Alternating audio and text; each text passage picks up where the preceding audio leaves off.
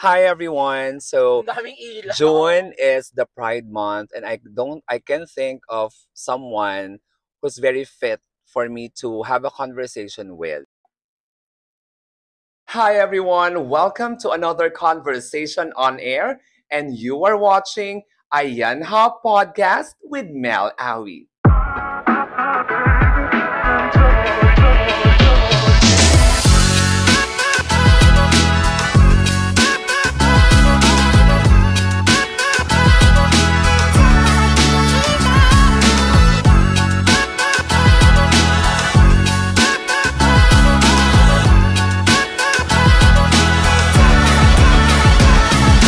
Hello everyone. Welcome to Ayanha podcast and my YouTube channel. And today I'm very happy because today or this month is Pride Month, and I can't think of someone who's fit for this conversation. That's why I'm very happy that I am here with me, my friend 30. Hello, Vice, Yes. also known as Mel Awi. Yes. And just to give a background for everyone who's watching, so the reason 30 is calling me Vice is because I used to impersonate Vice Ganda way back 2009 and 2010 during the season 1 of It's Showtime. Yeah, Okay. oo, no? Parang talagang Vice ganda yung peg mo nung time na yun. Yes. Oo. Pero ngayon, sobrang dami na kasing lumabas. No? But anyways, ang tagal nating hindi nagkita. Parang, I think, 5 months. Oh. Sobrang busy mo, sobrang busy ko. So, we had the chance to meet now, at least, at gabing-gabi pa, nasa loob tayo ng sasakyan. Napaka-perfect na location. Precisely. And time check, it's already 12 in the morning. Yeah. Oh my goodness. Talagang overtime na tayo. Para sa podcast. Yes, para sa ating podcast. And yun nga, no, so kamusta ka ngayon? I mean, paano mo na ma-manage na since you're also busy with your things like going in and out of the country, paano mo na ma-manage na you're still supporting LGBTQIA+, especially here in Muntinlupa? Ay, very good question, no? Actually, sobrang busy ko. So, Mm. ayoko na mag-LGBT. Joke lang.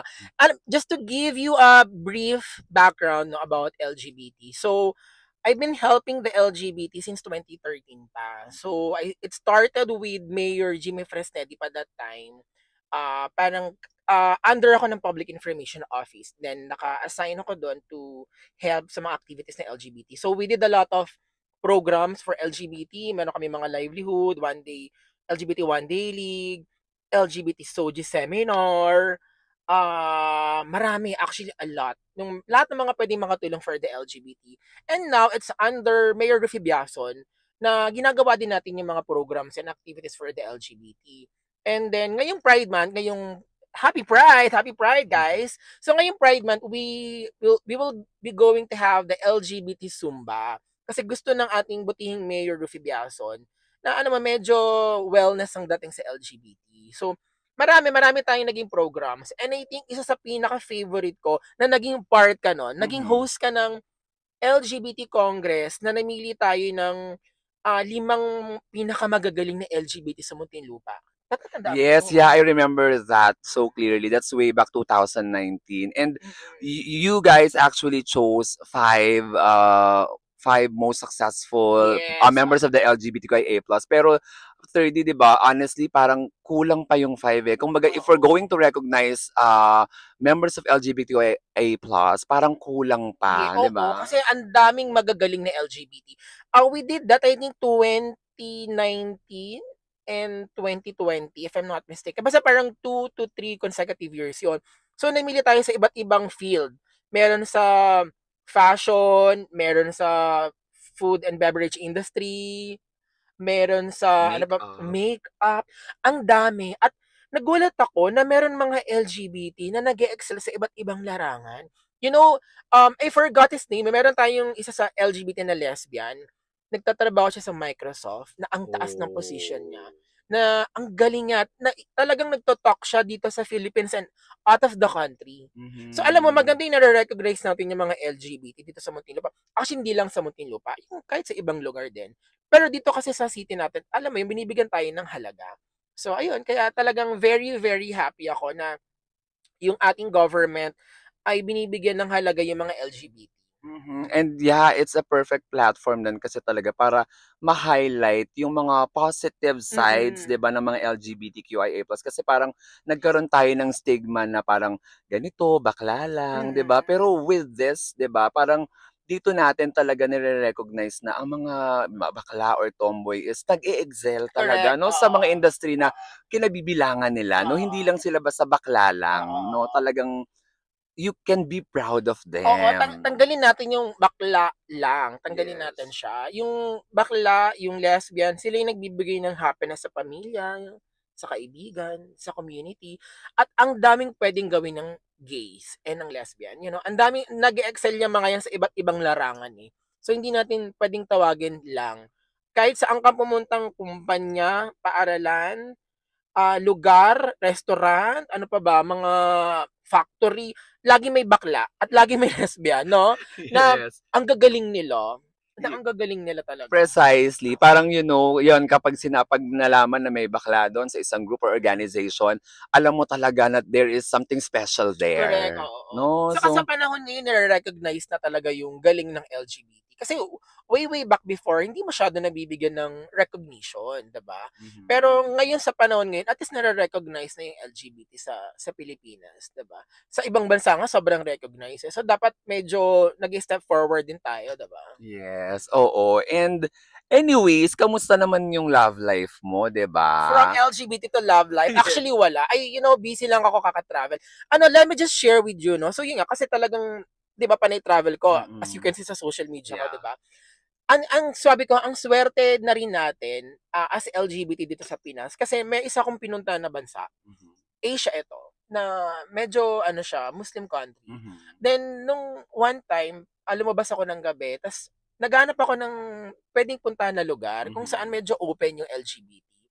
So alam mo ba nung pumunta ako sa lugar na yon, lahat sila late na, parang I think mga 1 or 2 AM na sila lahat, pumunta dun sa lugar nung mga LGBT na area. Mhm. Kasi hindi nila ma-express yung sarili nila kasi bawal, eh. Okey. Bawal. So parang Mm. puwede silang hulihin ng pulis, puwede silang ikulong.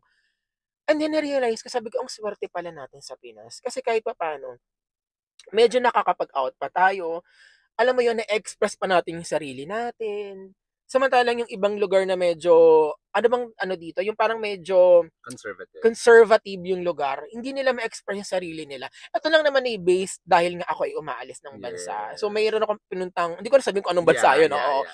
So meron ako pinuntang isang bansa na sabi ko na lang, Lord, thank you at bakla ako sa Pinas. Alam mo yun? Kaya wag tayong complain ng complain. Kasi Oh. sa iba, mas kawawa sila eh. Parang gano'n, oo. Correct, oo. And you're very, very lucky because you got the chance to explore and Yeah, experience oo. different culture, Yeah, oo, ganyan, oo, oo. oo. And, yun nga 'no, so single ka and you traveled alone? Yeah. Parang I make it sure to travel alone in a year. So, Mhm. kailangan sa isang taon meron akong pinupuntang bansa na mag-isa lang ako kasi na-explore ko yung sarili ko, eh. Alam mo yun, kasi Mhm. siyempre beki tayo, eh, ang dami mong gustong gawin, ang dami mong gustong explore, eh. Yun, meron ako dapat in a year na umaalis ako ng bansa na ako lang mag-isa, na dapat wala talaga akong kasama totally. So, Mhm. yun, mas na-explore ko yung sarili ko, na-explore ko yung culture, yung food, yung environment, ang sarap sa feeling. Mhm. Iba yung feeling na nagta-travel ka, hindi lang kahit international, kahit local, Mhm. nabibigyan mo ng time yung sarili mo. Parang ano ka, eh, nare-recharge mo yung sarili mo, nare-refresh mo yung sarili mo. So, Mhm. yun, gagawin mo din yun. Yes, I have Oo. to do that. And thank you for reminding us kasi 'di ba mostly sa ating mga LGBTQIA plus members na parang we're longing for love, we're longing Mm. for partners, and ikaw is a living proof that even you are alone, Mm. even you can travel alone, you Mm. can be happy Yeah, saka alone. single ako for 6 years na ata. And I'm so Mm. happy.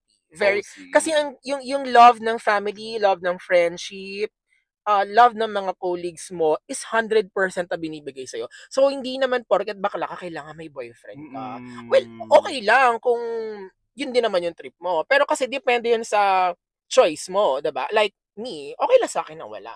Kumbaga, Mhm. na-enjoy ko naman siya, kung darating, darating. Pero for now, I'm very okay, very Okay, happy, very happy. yes. And I'm so happy to hear that. So, parang you're like telling us then na parang if your love tank is full, Mhm. parang you're not gonna long for love eh. Kasi ikaw pa lang, yung tank mo is full na, di Yes, ba? oo. Siguro maybe that's also the reason why you are also giving back to the LGBTQIA plus members na yung Mm, love mo and support because mhm. inside the love is really Yes, saka mahal overflowing. na mahal ko talaga LGBT. Imagine, I've been helping the LGBT since 2013 pa. Mhm. So, talagang anytime na kailangan naman ako ng city government at ng LGBT para magpatawag or gumawa ng mga project for the LGBT, andito lang ako para sa kanila. Mhm. So, alam mo yun, gusto natin i-uplift yung LGBT. Ang LGBT hindi lang naman pang baklaan na pang Miss Gay, pang rampa. Dapat tayo i-recognize sa mga kanya-kanyang galing natin, no? 'Di ba? Yes. Okay, wow, that's very, very wonderful. Wala na akong nasabi kundi wonderful. So anyways, yun nga 'no, so kung meron kang gustong, sabihin o message sa ating mga nanonood ngayon because I know Mm. that many people are watching us right now. So what lesson or what lesson can you give or can you share to them? For LGBT ba ito? Ano bang gusto mo? Para sa lahat Yeah. ng mamamayang Pilipino ba ito?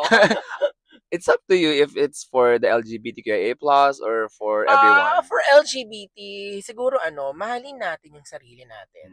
Parang yun yung number one. Mahalin natin lalo na sa yung mga nagjojowa diyan, parang Mhm. love yourself muna, Mm. 'di ba? Tapos pag mahal mo yung sarili mo, mamahalin mo rin kasi yung pamilya mo lalo, Mhm. mamahalin mo yung kaibigan mo, mamahalin mo yung nasa paligid sa'yo, 'di Yes. ba? Yun, mahalin mo muna yung sarili mo and then sunod-sunod na yan, sunod-sunod na ang blessing sa'yo. Yun siya. Mm. Alright, and I think that is also applicable to everyone, not Yeah, just for the that's LGBTQIA+. for everyone, oo. Yes, okay.